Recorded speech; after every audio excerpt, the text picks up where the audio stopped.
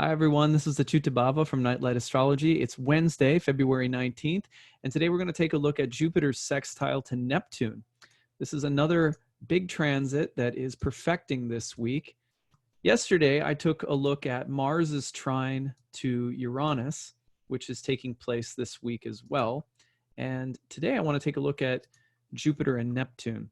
So, like the trine from Mars to Uranus, this Jupiter-Neptune contact is happening by means of a harmonizing aspect, the sextile.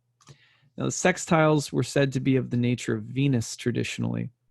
And so Venus, what does Venus do when we're talking about the Venusian aspect, the sextile?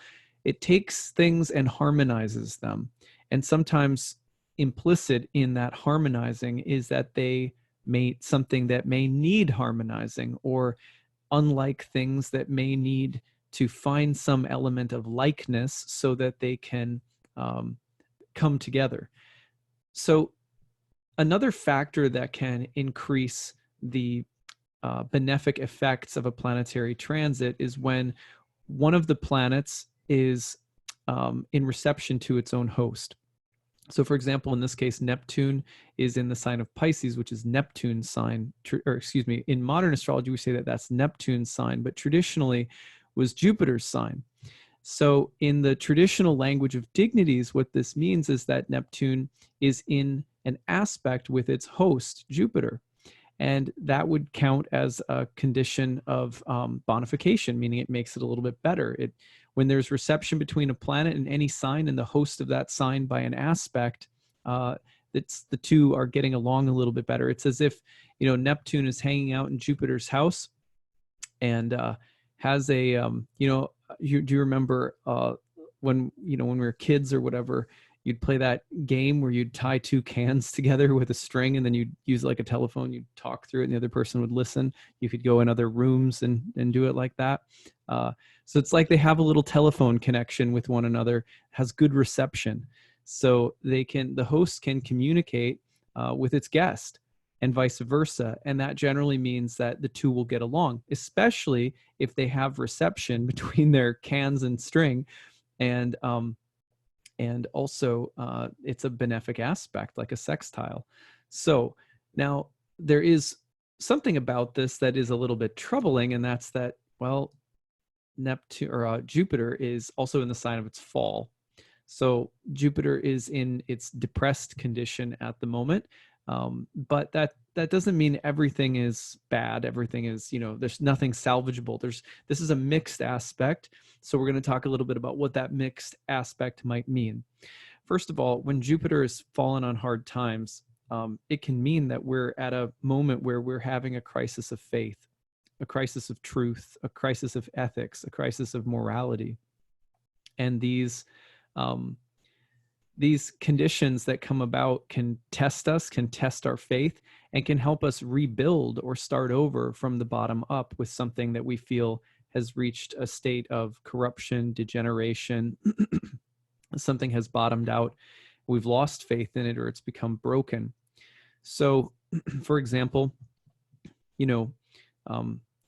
right now, for many people feel, both on the left and the right, that the system is broken. You hear that language being used. We're at this place where everything's just broken, and there's just this crazy feeling of total opposition and meltdown in governments and in economic systems and so forth. And that feeling, although it's perennial and it can come up and be true at many different times, and some people feel it's true all the time and it has been true for a long time or whatever, the way that those sentiments peak when Jupiter is in the sign of Capricorn is really pronounced. If you look back, every time, if you kind of go back in time to the previous times that Jupiter was in Capricorn in your life, you may see that there is something about the kind of the order of cosmic wholeness, the picture of cosmic wholeness that you have in your own life that's falling apart in some ways and being rebuilt, or that's starting from a new foundation. and having to grow upward sometimes through some degree of adversity whenever Jupiter is in Capricorn. And I did a several-part video series about this placement so that you could go back into my archives and listen to me talk more about Jupiter in Capricorn if you wanted, but I'll just give this brief story. So the last time Jupiter was in Capricorn, I was finishing graduate school and had been on a trajectory in my life of going to teach English. That was sort of my narrative arc in life. I thought at the time was about teaching English in universities and colleges and stuff like that. So I was preparing resumes, sending them out all over the place to interview for jobs at community colleges, universities, and so forth. And basically what happened once Jupiter entered Capricorn was that the vision that I had for my life, that sense of how my life fit together in the academic world, something that Jupiter also rules, just completely fell apart. And instead I ended up going to New York City with basically nothing, in a rental car, and arriving in New York City and having to press reset on my sense of what I was doing with my life.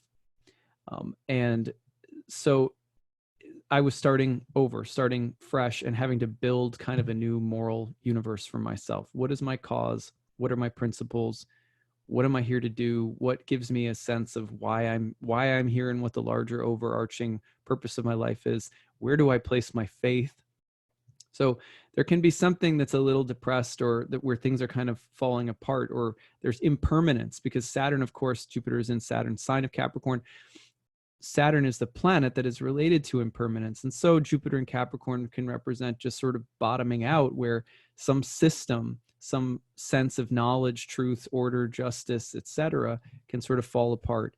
I had teachers in my life at this time that basically were no longer going to be my teachers.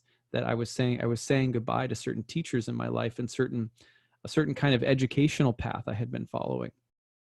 So at any rate, oftentimes the debilitated condition of Jupiter can mean that we're working through something that's a little bit rough, or we're starting from the ground up, but that's not reason to, throw in the towel. The nice thing about this aspect is that it can bring to some kind of rebuilding process, or some sense of needing to restore something, a sense of faith, trust, hope, some miracles, and some sense of support and greater inspiration, which can be really, really helpful in the midst of dealing with Jupiterian difficulties. If you can just think of Jupiter being the planet that gives us that sense of faith and trust in a vision of reality, of the cosmos and of our lives, and of the importance and significance of our lives, what beliefs we place our faith in, what principles we follow, and so forth, then it's really easy to understand, how Jupiter acts and behaves when Jupiter goes through the different signs. Jupiter in Saturn sign, the god of death, winter, impermanence, decay, but also deep, deep wisdom and detachment, austerity, hard work. So to do the hard work right now and to receive the imaginative, romantic, inspired boost of Neptune through this harmonious sextile can be really fantastic. There is a hexagram in the I Ching, number 42, which is sometimes called expansion. If you know the I Ching, it's a Chinese oracle, ancient oracle from the East. And there's 64 hexagrams in the I Ching, and the 42nd hexagram, these 6-lined figures comprised of yin and yang lines, they speak to different unfoldings of the Tao, different natural archetypal seasons in life. And they are like elaborate teachings upon the different archetypal stages of the unfolding of the Tao in creation. And number 42, sometimes called expansion, sort of talks about this moment where, things have reached this place of overflowing, right? There's excess. And then, and not that's a bad thing. It's kind of when you're on a lucky streak or something like that, and there's just a lot of expanded good stuff. But one of the underlying teachings of this hexagram has to do with, what do we do with abundance? Where do we funnel the resources of abundance. And one of the teachings is, of course, that we have to give and distribute the abundance to others, or to be helpful to other people, or to know how to basically enhance those who don't have as much. So when we get more, we don't become possessive of it, which immediately starts inviting disaster. But that when we have more, we immediately start thinking, how can I enhance others? And one of the lines of hexagram 42, I think it's the third line in particular, speaks to, what do we do when someone is in great peril? Like, for example, let's say there's a flood or a hurricane. You've seen the pictures on the news of towns and people just devastated by tornadoes or hurricanes or whatever. And they're seriously in need of help. And it's the government's job, through our different organizations and so forth, to go in with rescue workers and, hey, everybody, meet at this, meet at the Walmart, and there's going to be a tent set up and you can come and get food and supplies and like this, right? I don't know how exactly the government set these up, but actually one time a few summers ago, I met someone in West Virginia who was a federal disaster relief worker. And he was telling me a lot about, what he'd seen. And it was just mind-boggling to think of what people go through with these kinds of devastating natural events. Anyway, so you can imagine that there's a place and a time where actually the resources are needed so badly, right? And it's the government's job, or maybe someone who has a lot, to go in and really help people who are facing calamity or trouble, or they're in some great state of danger or peril. And the third line speaks to how tricky it is to give to people who are in need, to give to people who are truly facing some disaster, without having any of the following adverse effects take place. One of them would be, for example, like The Walking Dead or something like that.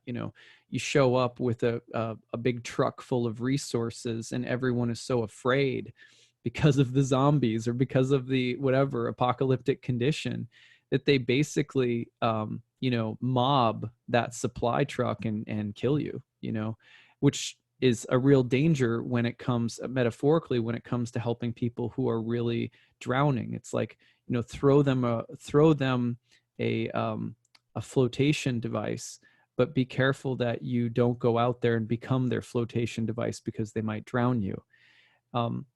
It's a real danger when it comes to giving something from the heart to people who are in a fallen condition, who really need something, that we don't get drowned in the process.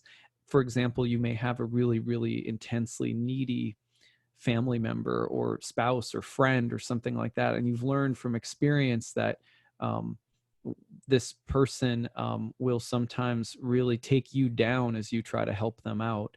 And so you learn appropriate ways of giving, impartially giving at a distance, being careful about how you give.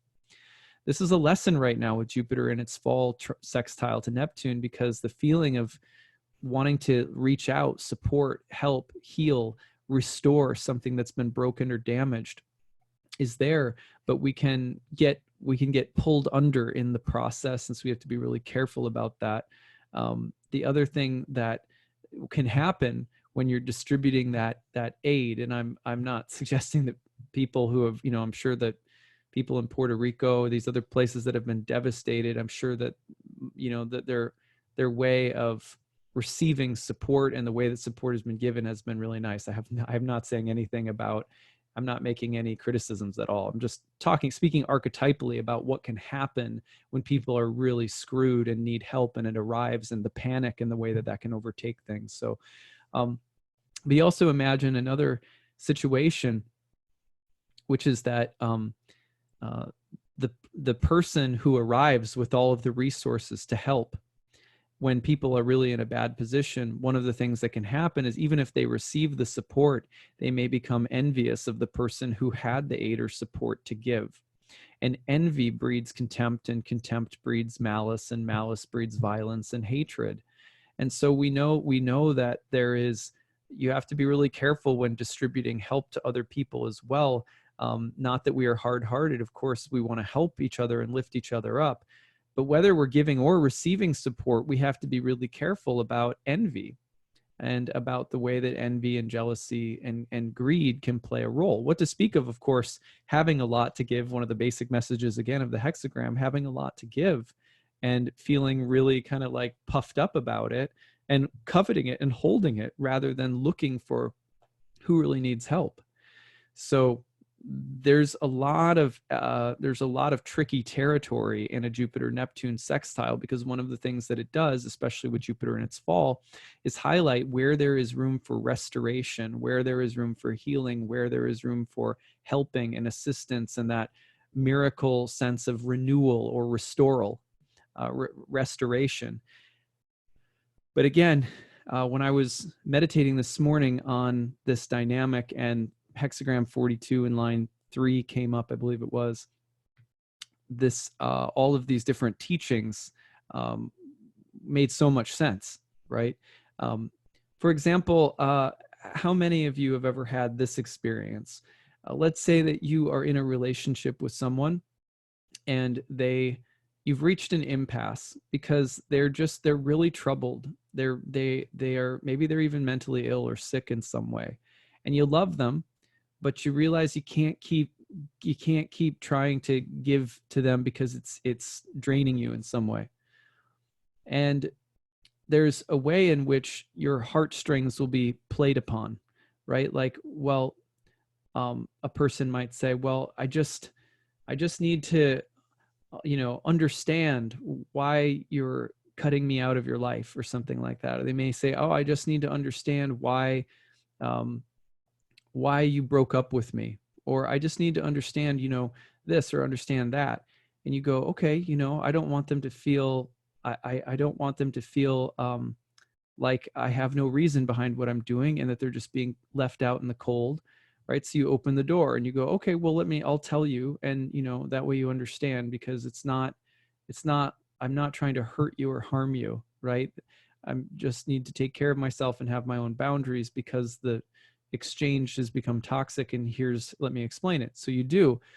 And as soon as you do, then it's rationalizations, it's justifications, it's gaslighting, it's, blame the victim. It's all sorts of stuff that starts coming in. And you're sitting there and you're going like, yeah, this is why I chose to break up, or this is why I had to set a boundary. But because our heart has been played upon, right? Then we have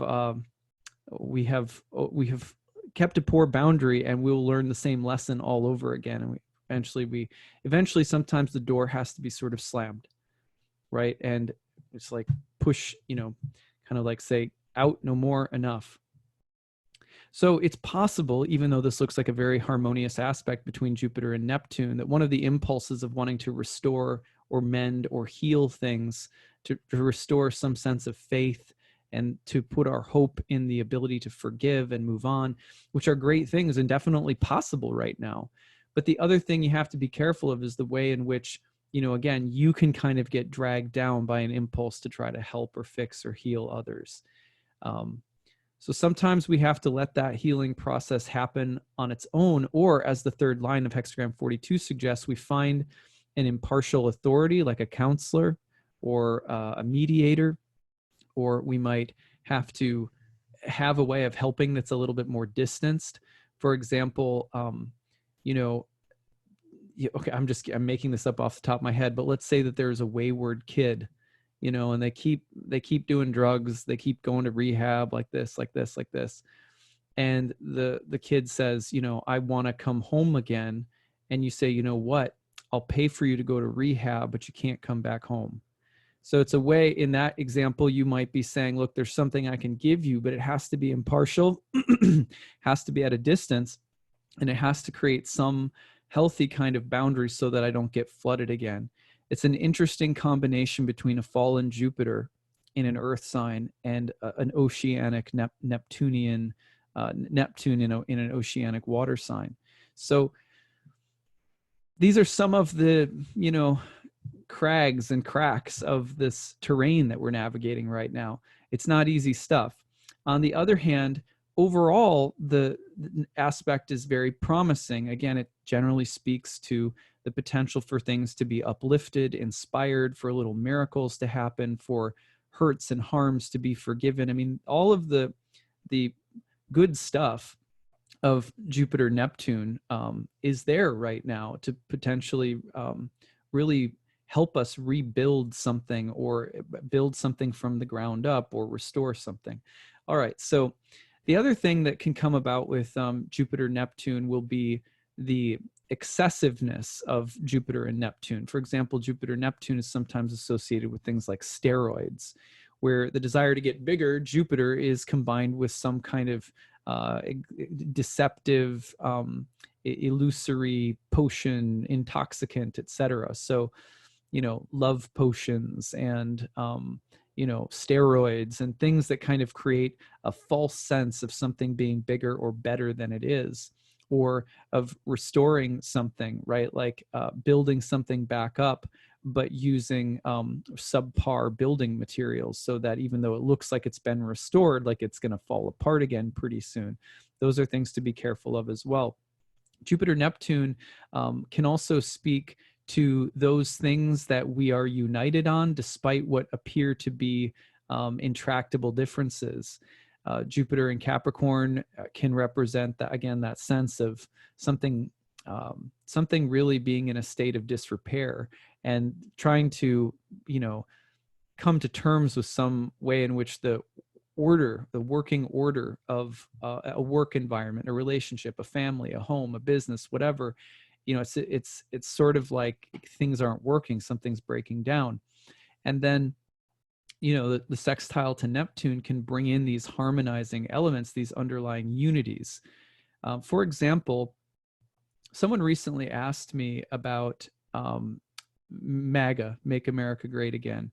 And they said, you talk a lot in astrology about using astrology to see eternity or divinity in our midst. And I'd like to know, because you've said that you're a liberal, how you see God in the Make America Great Again movement. And I wrote about this on my Facebook wall. This is not what I'm about to say, a political statement. So, if I see, just as a warning for everyone, if I see my feed on this YouTube devolving into political combativeness, I'll just delete the post, because that's not the point of what I'm about to say. Regardless of where you may stand, I think this reasoning is applicable whether you're on the left or the right. There's a helpful way of seeing one another so that we can find unity. And it's not very popular these days, because everyone is, biting on a stick. They're so serious about the feeling of being righteous in their position. And I think that goes for people on both sides. Even though I think, my side is right, I see an equal amount of self-righteousness every single day on social media with people going at it. So I personally, that, like, I have to take myself out of that, because it hurts the heart, and I don't think that that's the way forward anyway. But someone asked me this question, and I said, well, for example, when I was in my MFA program, I was in the Deep South, and here's a kid, liberal Democrat from Minnesota, who is down in the Deep South. And my neighbors, I lived out in the country by myself for a couple of years. I was writing my book, and my neighbors had, like, Confederate flags on their porches and their pickup trucks, whatever. And I had a neighbor, I'd be out in the yard sometimes, he'd be out in the yard, whatever. One night we sat on the porch and we were talking, and I just trying to be neighborly. And, he was telling me, he spent a long time talking about this lost sense of home, this lost sense of feeling culturally displaced. And I was like, dude, you live out in the country with everyone who looks and thinks exactly like you. Everyone's got a Confederate flag out here. What do you feel displaced? But I didn't say any of that. Of course, I just was like, but he was feeling like, the world is becoming so global, so many cultures, so many people. And his sense of, like, this kind of a monoculture that he had grown up with that was being displaced. And he was like, yeah, I just don't have a place in this new world that's coming.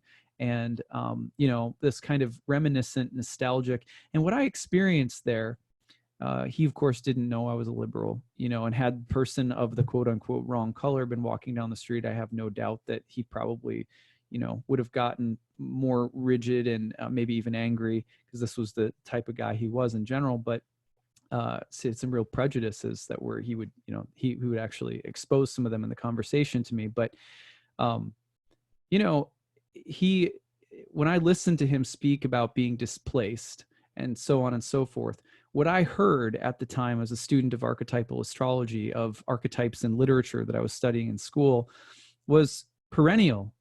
It's like, yeah, that's where country music comes from. I lost my dog. I lost my, I lost my girl. I lost my truck. It's being displaced from home, which is where so much blues and jazz music comes from.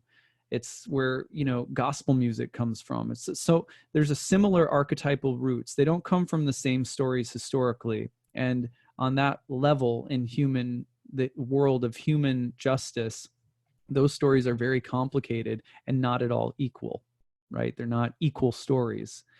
But the impulse to feel the feeling of not being at home, of not knowing yourself, of trying to get back to the garden, which Joni Mitchell sang about in the 1960s. We're stardust, we're golden, right? We're trying to get back to the garden. That impulse is archetypal. And so what I was able to do in that conversation, in order to just bypass the obvious level of disagreement that the two of us had sort of culturally and politically, was to focus on the sincerity of the impulse that he has, the longing in the heart to feel at home, to feel a place of home, to feel a place of self, to feel a sense of self. And when I listened to that from the heart, even just for a few moments, I could remember something about my own life. For example, when I was a kid growing up, I lived in a small town in Minnesota. My dad got a promotion to the suburbs of Minneapolis. We moved. I was displaced from a small town where I had a name and people knew me, and I kind of had a sense of self and place, to a place where nobody knew me. I was very overwhelmed, didn't feel at home, and really lost my sense of identity. Now, in hindsight, I'm very glad that happened, because it took me on a spiritual journey, right? That maybe I never would have been afforded had I hunkered down into the temporary material designations of one town, one identity in one town that was very, those very material designations.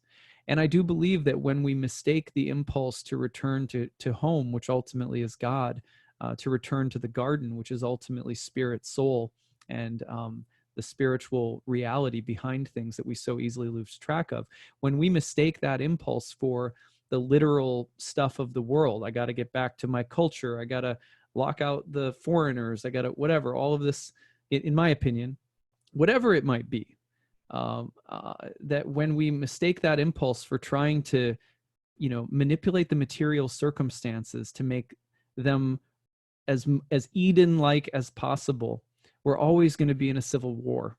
We're always going to be battling with one another.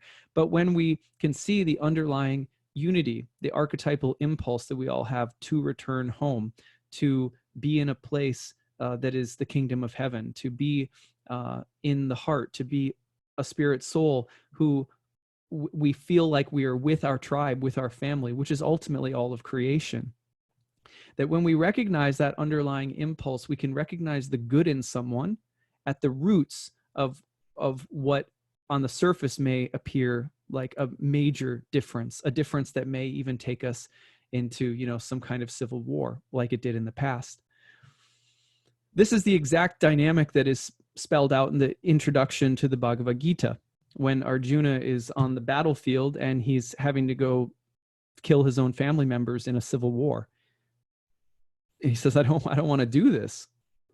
And Krishna says, you know what, underlying all of this is actually unity.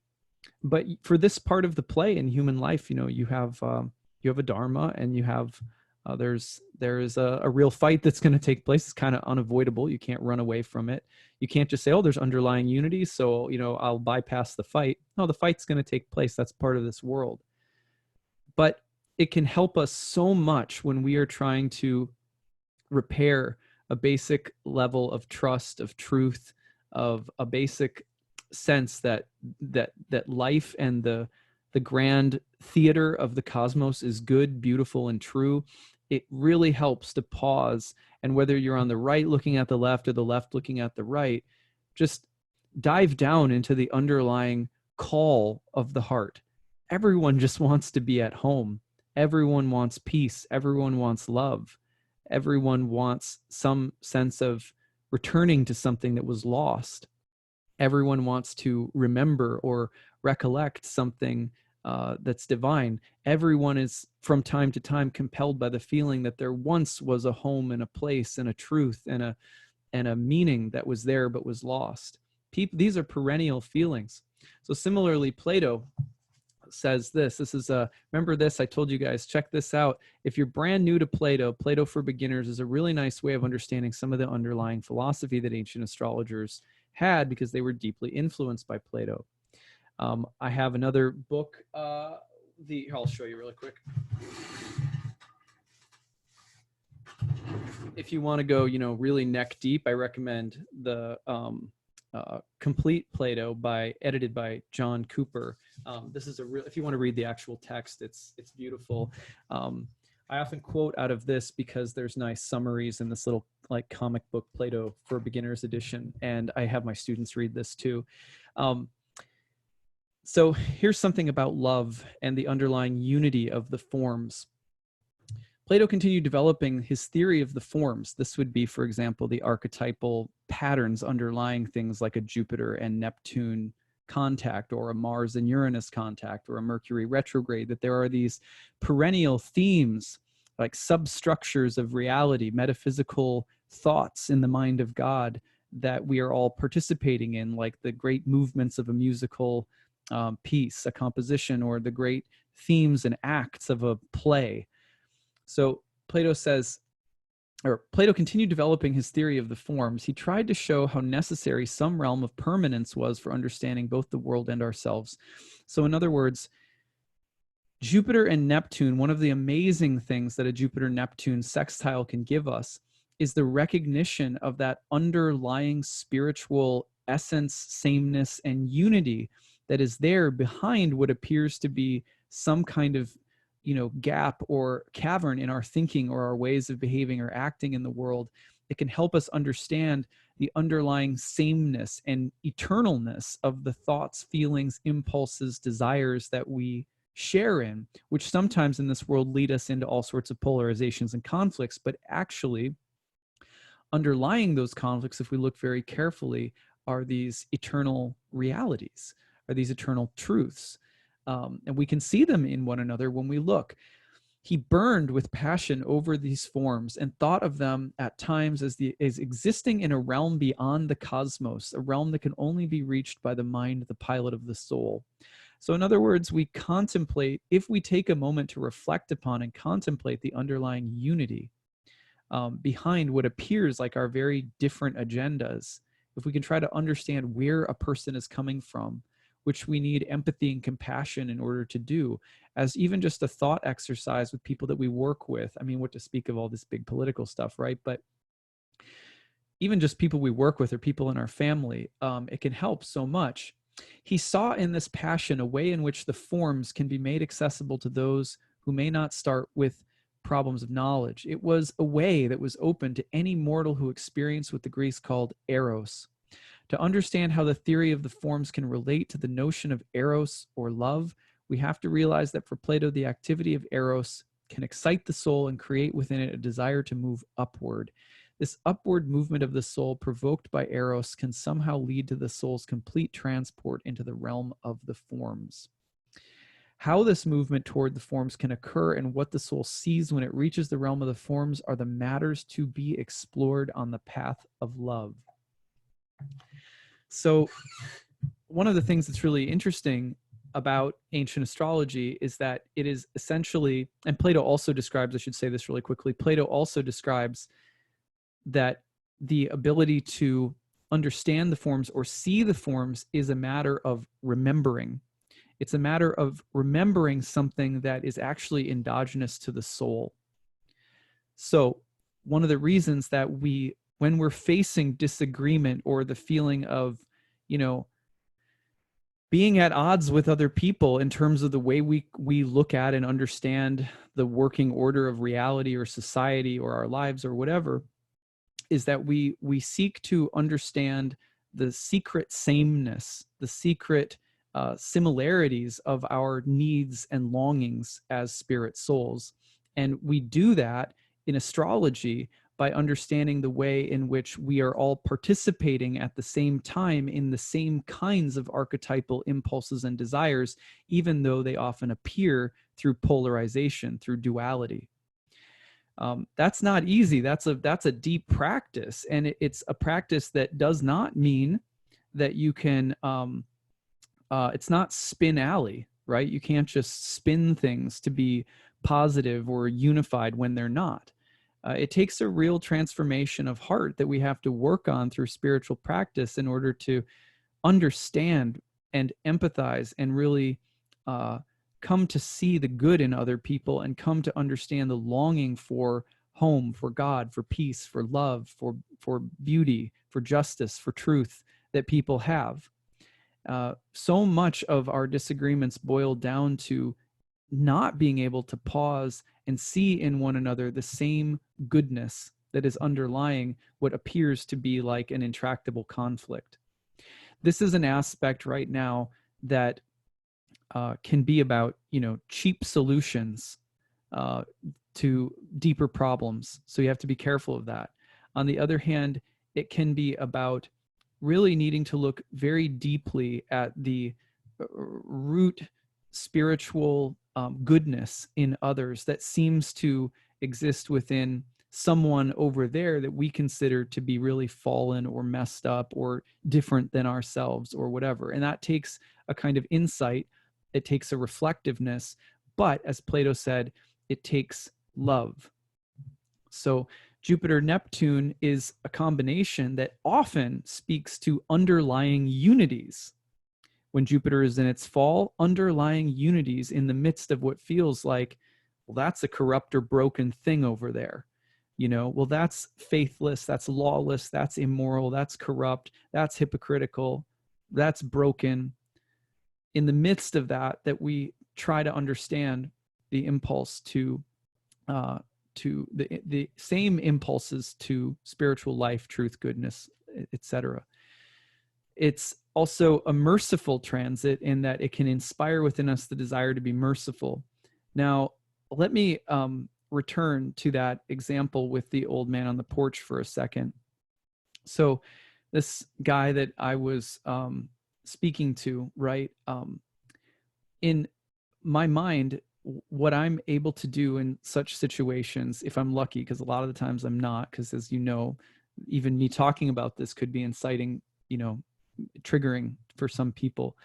But one of the things that I'm able to do is look at specific, like within the language of Bhakti Yoga, look at specific ways in which the seeming differences feed back into the same spiritual longings and impulses that we all share in, like I was saying. So for example, in Vrindavan, which is the hometown of Krishna, who is God in Bhakti Yoga, Radha is like the ultimate lover of God and is thought of basically as, the same as God, an aspect of God. They're sort of mirror images of each other, Krishna and Radha.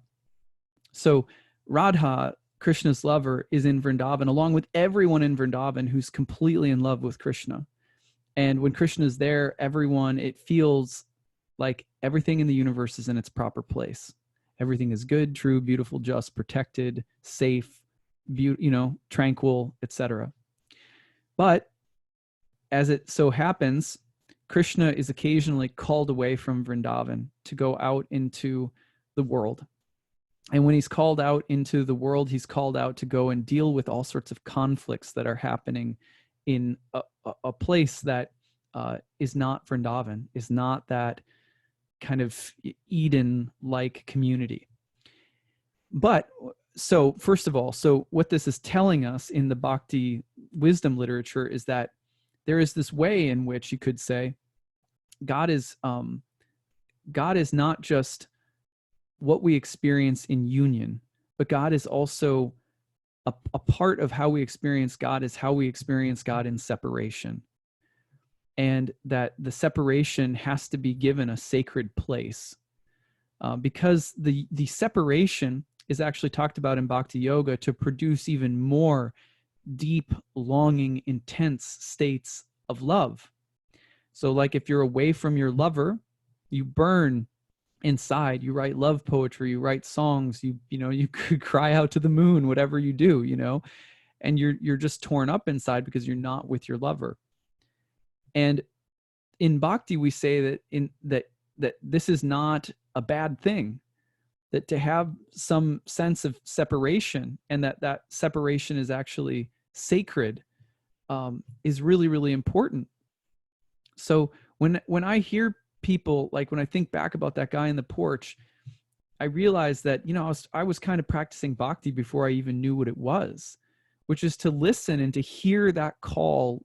Oh, Krishna, you're not, I'm not with you in my hometown. Where have you gone? Where are you? I feel so alone. I feel so lost. I feel so hurt. I'm even angry. Even the residents of Vrindavan, they get angry at Krishna for being gone.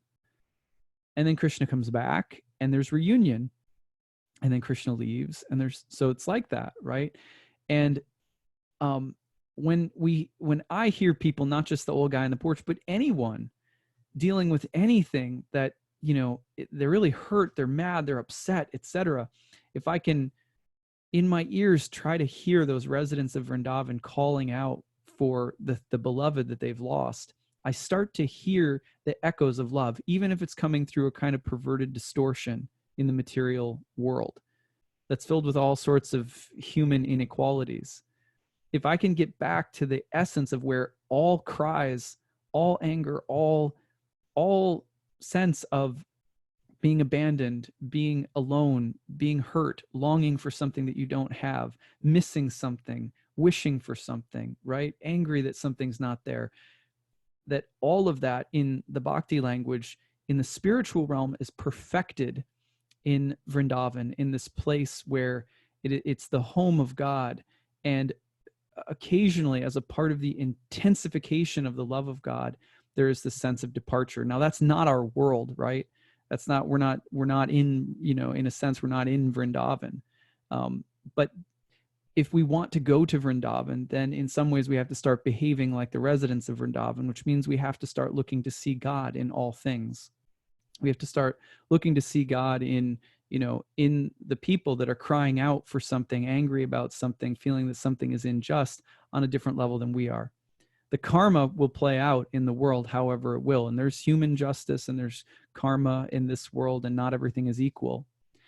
But on the spiritual platform, everything is equal, which is why the constitutional framers of our country here in the West, in the United States, the basis of democracy is the idea that all people, all beings are created equal, all souls, all people are created equal. But that, again, I've said this before, and I've learned this from my own teachers, that is a metaphysical statement. Our world doesn't feature that kind of equality, which is why my relationship with that old man would have broken down very quickly had I started talking about the fact that I vote liberal, or that, anything else that might have been cause for deeper division, right? So Jupiter Neptune allows us the ability to really practice love, to see underlying unity, but it's a practice. It requires eros in the heart. It requires that before we look at differences, that we search out, even if we can't do it, that we try to search out for the romance, the beauty, and the truth of divinity that underlies all things. Astrology is there meant to help us do that. It's meant to help us see that unity. And there is maybe no picture of more miraculous ability to do so in the midst of what feels like irreparable damages or differences to our moral order than the Jupiter in its fall in a sextile to Neptune. So I share that in the hopes that it lands, that it doesn't come across, as self-righteous in any way. Because again, I can easily imagine that there are people who hear me speak in my life, friends, family members, whatever, anyone who would have to practice the same thing with me you know, and I can only say that I'm very fortunate to receive the mercy and forgiveness of people in my life who have chosen to see the good in me, despite sometimes my own deep shortcomings. And so we should be so fortunate as to give each other that gift, because it really is the deepest gift we can give one another. And it sometimes it's an imperceptible gift, but over time it develops miracles in our lives, and it helps to restore us to you know, this hometown that we really all belong to. So that's my message for today. And I hope that you will share your stories with me. Hit the comments section up. Tell me how you're experiencing Jupiter, Neptune. I'd love to hear from you guys, and we will be in touch again soon. I'm going to be doing another video just catching up on Mercury retrograde and how that's going for all of you. So probably do that tomorrow. Okay, take care, everyone. Bye.